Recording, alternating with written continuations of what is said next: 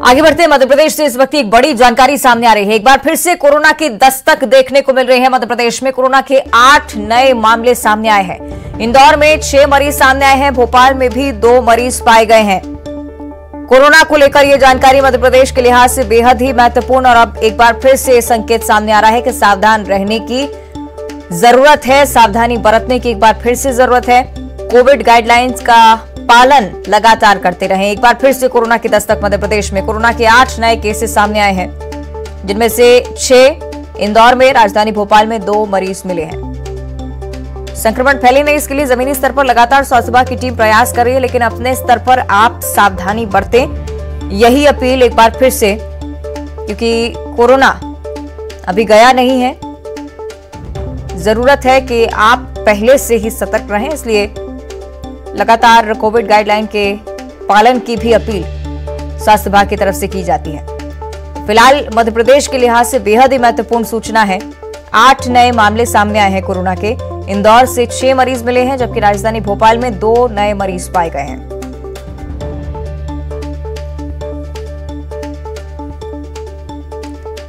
तो अगर आप जमीनी स्तर पर लापरवाही बरत रहे हैं, सोशल डिस्टेंसिंग का पालन नहीं कर रहे हैं, तो एक बार फिर से ये खबर सुनिए। एक बार फिर से कोरोना की दस्तक मध्य प्रदेश में 8 नए मरीज फिलहाल मिले हैं।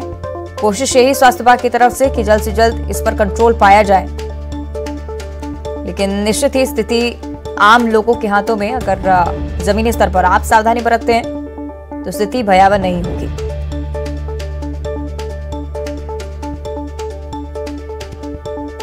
बहुत जरूरी कि आप अपने स्तर पर भी सावधानी बरतें। इंदौर से 6 नए मरीज सामने आए हैं। इंदौर वासियों को थोड़ा सा ज्यादा सतर्क रहने की जरूरत है। राजधानी भोपाल में भी 2 नए मरीज मिले हैं। बीते दिनों ही एक वृद्ध महिला के कोविड पॉजिटिव होने की जानकारी सामने आई थी।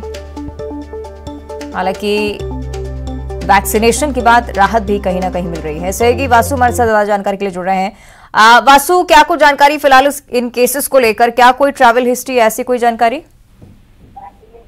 देखिए, लंबे समय बाद इस तरीके के कोरोना के जो मामले हैं वो सामने आए हैं और चिंता की बात ये जरूर है कि आधा दर्जन जो केसेस हैं कोविड के वो इंदौर में सामने आए हैं। 2 केसेस भोपाल में सामने आए हैं। तो इस तरीके से पूरे मध्य प्रदेश में कुल 8 नए केस कोविड-19 के सामने आए हैं। हालांकि अब तफ्तीश स्वास्थ्य विभाग के द्वारा की जाएगी कि इनकी ट्रेवल हिस्ट्री क्या है, किसी संक्रमित कंट्री से तो नहीं आ रहे हैं। और जैसा कि पहले ही बता दिया गया था स्वास्थ्य विभाग की ओर से कि अगर कोविड के केसेस नए निकलकर सामने आते हैं तो इनकी जीनोम सीक्वेंसिंग जो है वो जरूर की जाएगी, क्योंकि जिस तरीके से अलग अलग देशों में कोविड के नए नए वेरिएंट्स निकलकर जो सामने आए हैं, तो उसको लेकर स्वास्थ्य विभाग का जो हमला है वो काफी ज्यादा सतर्क और अलर्ट मोड पर जरूर रहा है। तो हम लेकिन उम्मीद यही करते हैं कि नॉर्मल जिस तरीके के कोविड के केसेस आए हैं जिनको आसानी से क्योर कर लिया गया है, ये भी उसी तरीके के मामले हों और कोई बहुत ज्यादा चिंताजनक बात ना हो।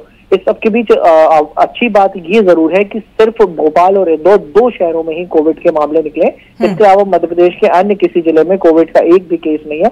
और उम्मीद भी हम ये करते हैं कि इस तरीके के जो मामले हैं, कोविड के जो संक्रमण के मामले हैं, वो और न फैले और दूसरे नए जिलों में ना निकले। हालांकि थोड़ा सा अलर्ट जरूर ये जो आंकड़े आए हैं कोविड के जो नए केसेस आए हैं लंबे समय बाद, ये चेतावनी के तौर पर इन्हें जरूर एक वार्निंग अलार्म के तौर पर जरूर इन्हें लिया जाना चाहिए, क्योंकि देखा गया है कि धीरे धीरे कोविड के जो केसेस हैं उनके ग्राफ में बढ़ोतरी का सिलसिला बढ़ता है और फिर बहुत सारे केसेस आने लगते हैं। जी बिल्कुल, शुक्रिया आपका वासु इस जानकारी के लिए। और इस बीच रायपुर से एक बड़ी जानकारी सामने आ रही है। छत्तीसगढ़ को 6 नए आईपीएस अफसर मिले हैं। 2022 बैच के आईपीएस को कैडर मिला है। छत्तीसगढ़ में ईशू अग्रवाल और हर्षित मेहर, जिन्हें होम कैडर मिला है। राजस्थान के राहुल बंसल को भी छत्तीसगढ़ कैडर में जगह। मध्य प्रदेश के मयंक मिश्रा और यूपी के विमल कुमार पाठक भी इस लिस्ट में शामिल है। कर्नाटक के तहसीन बानो को भी छत्तीसगढ़ कैडर मिला है। कुल मिलाकर छत्तीसगढ़ को 6 नए आईपीएस ऑफिसर्स मिले हैं। 2022 के बैच से हैं सभी, जिसमें ईशू अग्रवाल और हर्षित मेहर, ये 2 नाम जो कि होम कैडर में है, यानी कि छत्तीसगढ़ से ही हैं। और छत्तीसगढ़ विधानसभा के बजट सत्र के तीसरे दिन मंत्री अमरजीत भगत ने विधानसभा में आर्थिक सर्वेक्षण पेश किया।